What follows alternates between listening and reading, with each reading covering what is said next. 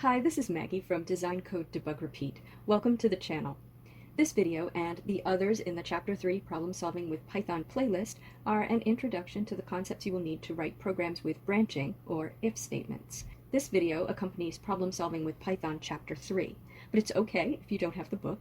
The videos stand alone as instruction on these topics. In the last video, we talked about the Boolean operators and or, and how to check that a value is inside or outside of a range. Let's dive in. We're going to start with complements and assert statements. The complement of a Boolean expression is another Boolean expression, one that always evaluates to false when the original expression evaluates to true, and one that always evaluates to true when the original expression evaluates to false. And why is this concept useful? Let's look at an example. This is a program called assertExample.py. In this program, we're asking the user for the temperature outside in degrees Fahrenheit and assigning their response, converted to an integer, to the variable temperature. We test temperature greater than 50, and if that evaluates to true, we print "it sounds like a lovely day," and if it evaluates to false, we print "it seems a little chilly." The question is, exactly when does that test evaluate to false? What is the state of the program when it evaluates to false and we print "it seems a little chilly"? We know we print "it sounds like a lovely day" when temperature is greater than 50. But when do we print the other message? We print the other message for all values of temperature for which the condition temperature greater than 50 is false.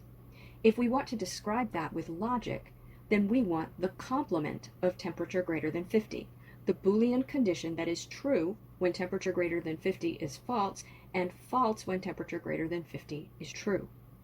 Another way to think about it is this. Suppose we wanted to switch this if statement around and print "it seems a little chilly" under the if, and "it sounds like a lovely day" under the else.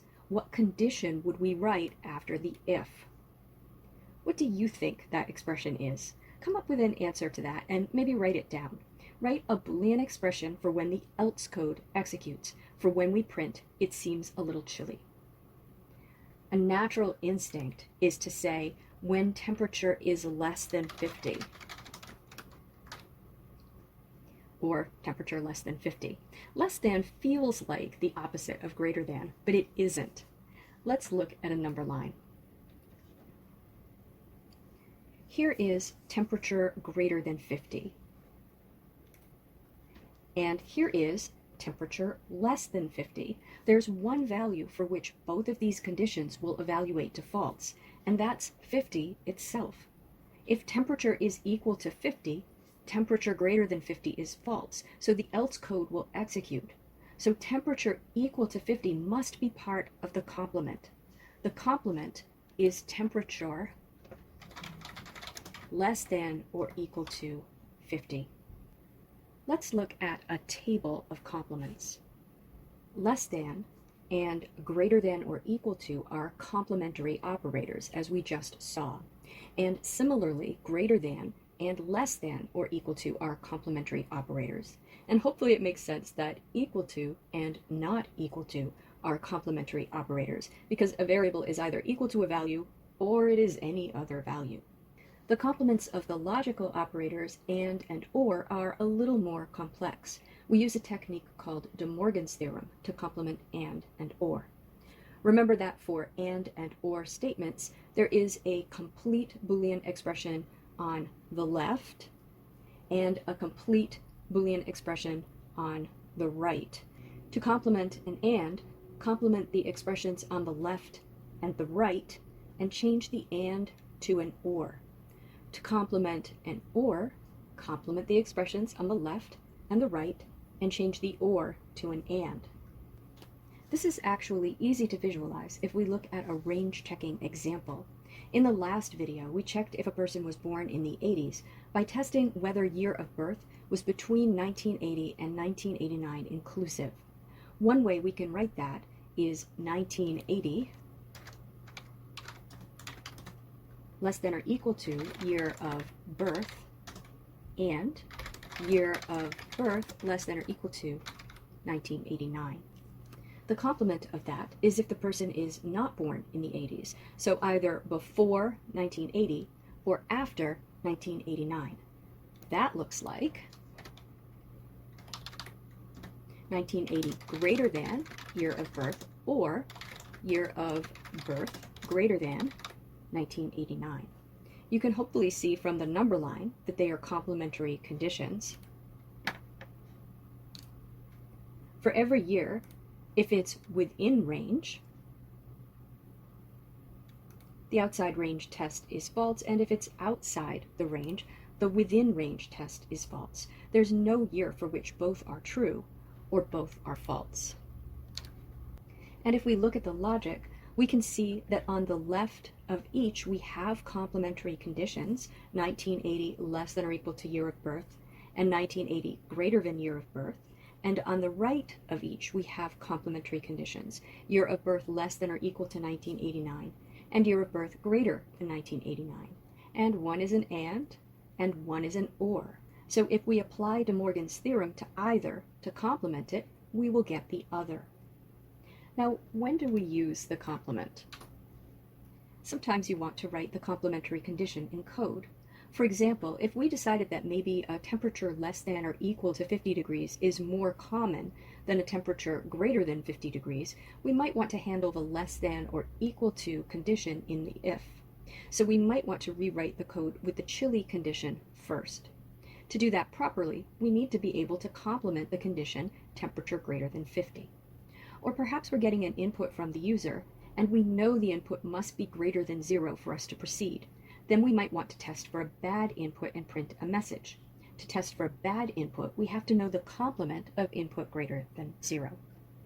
Or sometimes we just think of the state of a variable in one way, but we need to test for it being the opposite. There's another very common way that complements are used in programming, and that's in assert statements. Assert statements are debugging statements. Let's add one to our program and then talk about it. If I'm going to add an assert statement to the temperature program, I would put it in the else block. I would write assert temperature less than or equal to 50. That's the complement of the if condition, temperature greater than 50.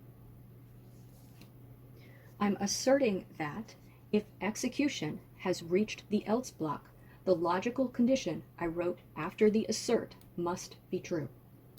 And with the assert statement, we just write the keyword assert and follow that with a condition that evaluates to true or false. An assert statement does not change the value in a variable or determine when a line or block of code will execute. If your code is written correctly, an assert statement will appear to do nothing. The purpose of an assert statement is to explicitly state your assumption or understanding about when a block of code is executing for the purpose of finding errors. If you are wrong, then the assert will throw an exception or runtime error when it is reached. Let's run this program and demonstrate that the assertion has no visible effect when the assertion is correct. I have the correct assertion for the else condition. If we reach the conditional else code, then the if condition, temperature greater than 50, is false, and the complement, temperature less than or equal to 50, is true. So I can run with a value less than 50, no assertion error. A value equal to 50, no assertion error. And a value greater than 50, and no assertion error. Now let's make a mistake with the assertion. Let's change it to the common assumption, temperature less than 50. We'll run with a temperature less than 50, no error. We'll run with a temperature greater than 50, no error.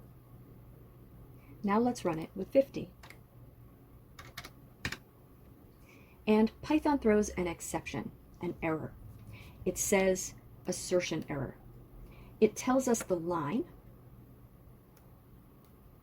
and it shows us the assert statement that caused the exception, the incorrect belief about when this code in the else block will execute. This is a really valuable tool. both to add communication value to your code and to help you debug. It's much easier to read a logical expression that is a positive statement of what is true than to try to read a different logical expression or series of logical expressions and complement it or them on the fly, especially if it's a complicated expression or more than one expression, as in an else if. It's easy to make the mistake that is so common, thinking we enter this code when temperature is less than 50. Writing the correct assertion here, temperature less than or equal to 50, lets us know exactly when we're in the else block. And maybe we realize that we want to handle a temperature less than 50 and a temperature equal to 50 separately, and we change this to an if else. It just depends on the specification for the program and what we're trying to do. The important thing is the assertion has helped us catch a bug, and if we don't understand when our code is executing, we are probably not writing the correct code for every situation the program has to handle. Now let's talk about how to take a Boolean expression and store it in a variable. So far we've seen 4 data types: integer or int in Python, float, string or str in Python, and bool. We've written expressions that evaluate to each type, and we've created variables that store data of type int, float, and string.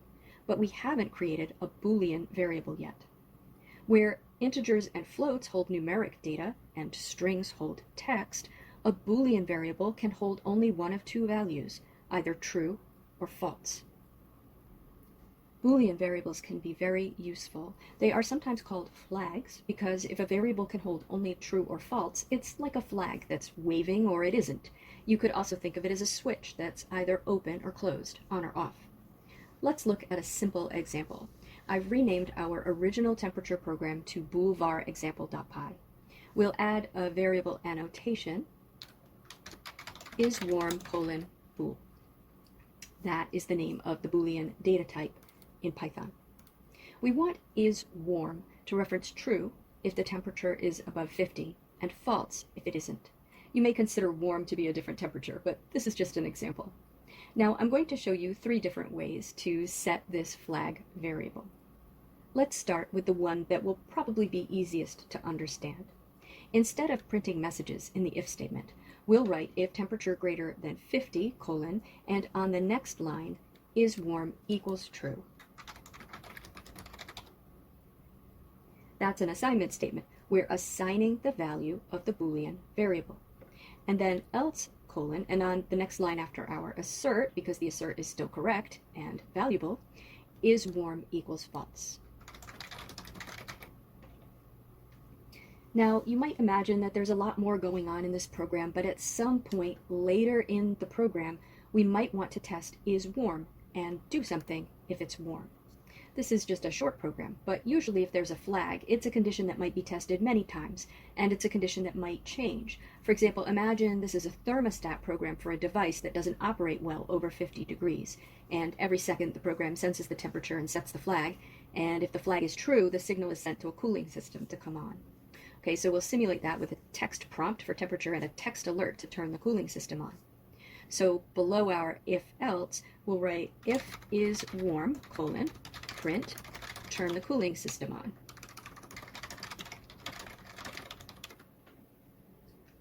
Now that code might look strange.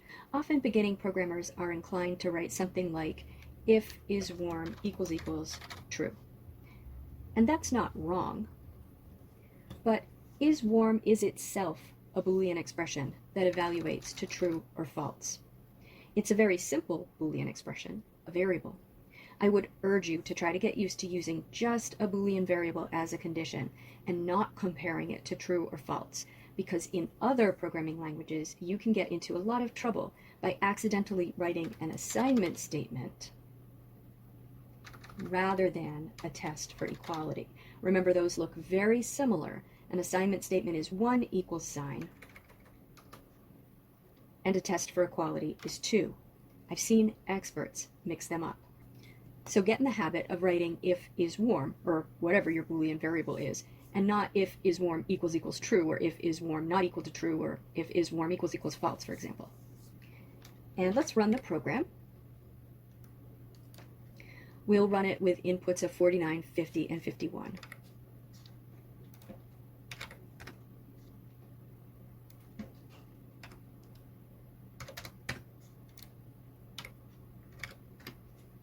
And it does nothing for 49 and 50, but for 51 it prints turn the cooling system on. You can see how the Boolean variable here is like a little flag alerting us to a situation we want to handle. Now let's look at the two other ways we write the code that sets the value of the Boolean variable is warm. The way we've written it here isn't all that typical. One way is to give the variable an initial value and then change it if conditions are appropriate. Let's write a slightly different version of this program that's a more appropriate use case for this way of setting a flag. This program is called gooutside.py.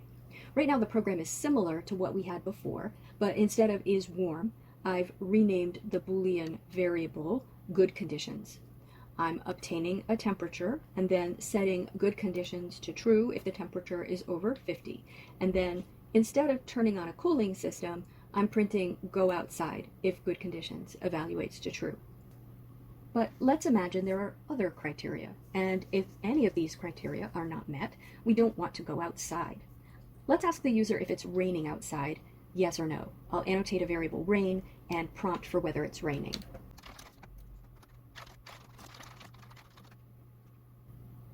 Now, if it's raining, I want good conditions to be false, but I don't necessarily want it to be true if it's not raining, because it might be cold. I only want good conditions to be true if it's both not raining and warm. So rather than using an if-else, what I'll do is set good conditions to true when I annotate it. So good conditions bool equals true. Or I can do it on a separate line after that, and then each time I receive an input that could make the conditions bad, I can set it to false. That way it's true by default, but any one answer to a question that makes the conditions not good sets it to false. So if temperature is less than or equal to 50, there we are using that complement, good conditions equals false. If rain equals yes, good conditions equals false. So either the rain or the cold can basically turn off that good conditions flag. So we do this when there are several different conditions during program execution that could set a flag to a different value from the default. Now going back to our original program, I've renamed it to boolvar-better-example.py. If we're going to set a Boolean variable based on a condition we can express in a single expression, like is warm, is going to be set based on temperature greater than 50, then we will usually just directly assign the result of temperature greater than 50 to the variable. So instead of an if statement,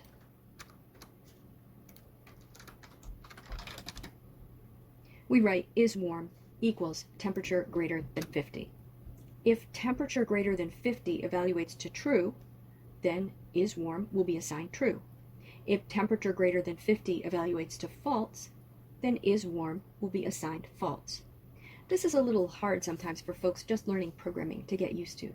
Expressions that evaluate to numbers are a little easier to think about than expressions that evaluate to Booleans, but it's really the same thing. Temperature greater than 50 evaluates to true or false, and we're assigning that result to the variable is warm, which is a Boolean variable. Okay, so one last topic here, and then we're done. Now that we've seen Boolean variables, and we know that Boolean variables are very simple Boolean expressions, we need to know how to complement them.